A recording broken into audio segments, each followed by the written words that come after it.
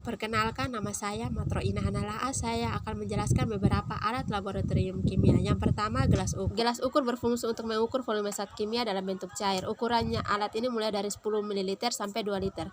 Fungsi untuk mengukur volume larutan dalam jumlah tertentu dengan tingkat ketelitian yang cukup tinggi. Kelebihannya dilengkapi dengan bibir tuang agar mudah dalam menuangkan larutan yang diukur volumenya dan kaki yang berbentuk heksagonal agar larutan tidak mudah tumpah. Gelas ukur cocok untuk pengukuran secara kuantitatif, terutama gelas ukur di bawah 100 ml. Kekurangannya tidak dapat digunakan untuk mengukur larutan atau cairan dalam kondisi panas.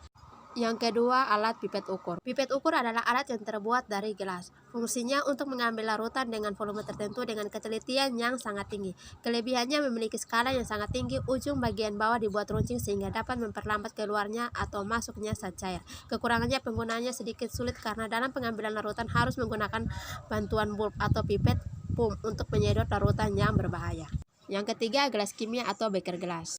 Gelas kimia berbentuk gelas tinggi berdiameter besar dengan skala sepanjang dindingnya.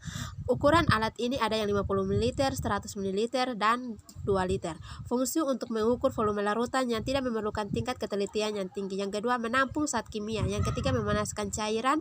Yang keempat, media pemanasan cairan. Kelebihannya terbuat dari bahan gelas Pyrex sehingga tahan panas apabila digunakan untuk pemanasan larutan.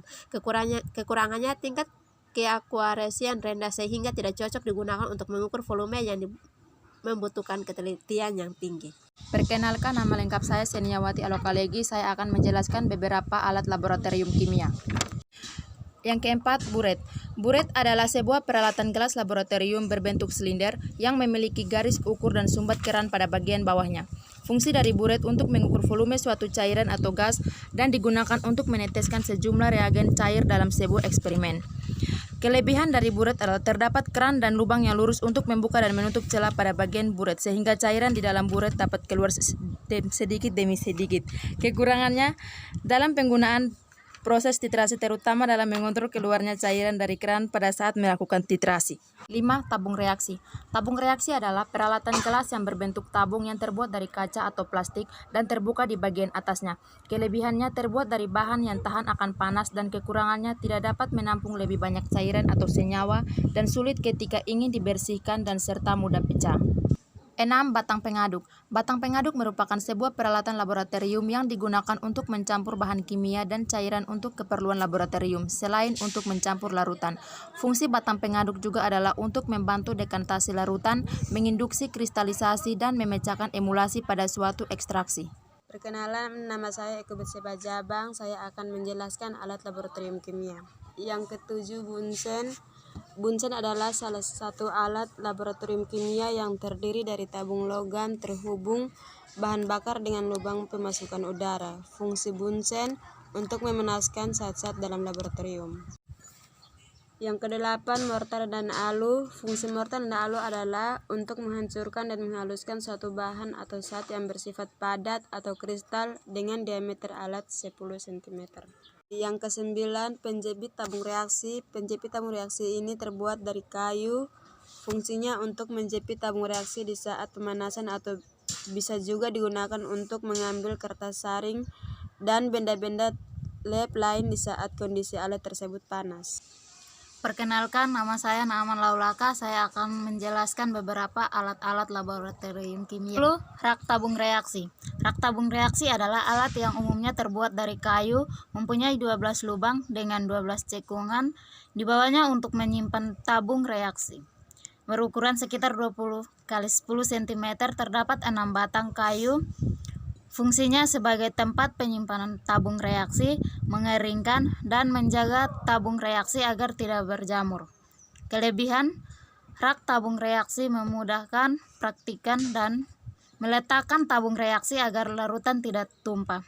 Kelemahan, hanya tabung reaksi yang bisa muat di dalamnya. 11. Labu ukur.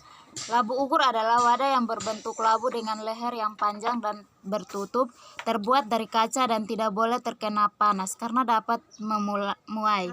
Di bagian leher terdapat lingkaran graduasi, volume toleransi, suhu kalibrasi, dan gelas-gelas.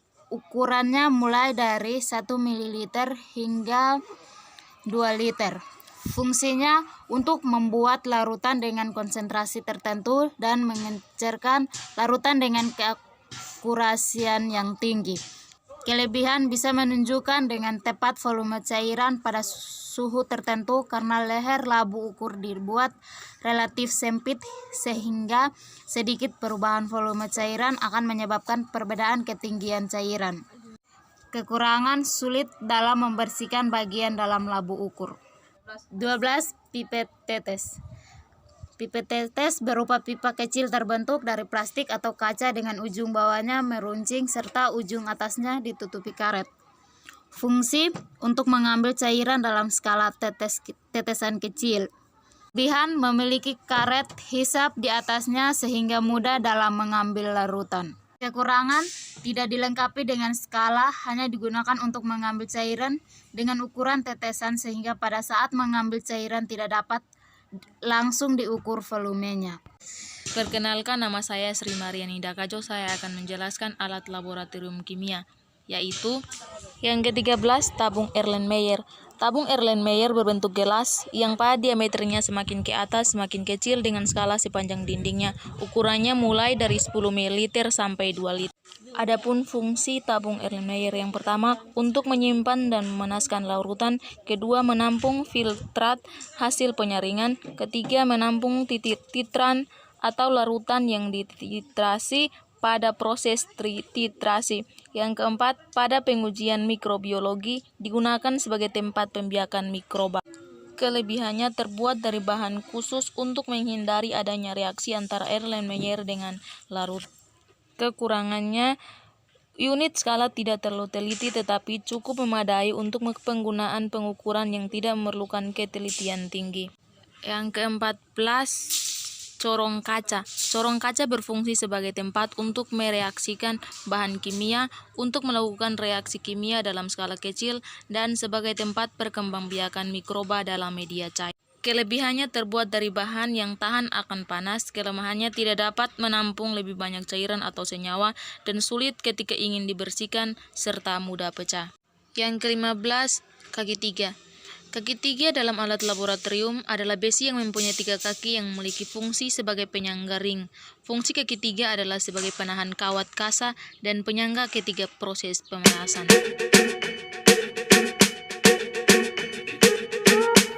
I'm at a party I don't wanna be at, and I don't ever